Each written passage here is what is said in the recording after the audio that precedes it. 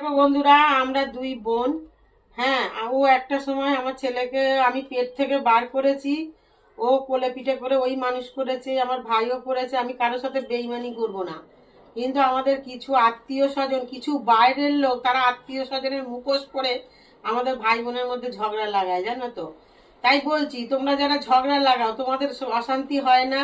তোমাদেরও তো বনে বনে দীর্ঘদিন মানে কথা থাকে না, আলমারি ভাঙাভাঙি হয়। হ্যাঁ, তোমাদের বেলায় দোষ নেই বলো?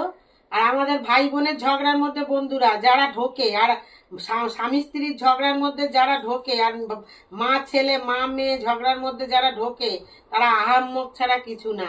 এই ঝগড়ার মধ্যখানে ঢুকতে নেই। ভাই বোন আজ ঝগড়া হবে, কার মিল হয়ে যাবে। স্বামী স্ত্রী আজ ঝগড়া হবে, কাল মিল হয়ে যাবে। মা ছেলে মা মা মেয়ে আজকে ঝগড়া হবে, কাল মিল হয়ে যাবে। যারা থাকে তারা মূর্খের থেকেও যদি কিছু থাকে, তাই তারা মানে মুখ্য লোকের থেকেও তারা অধম, বুঝলে।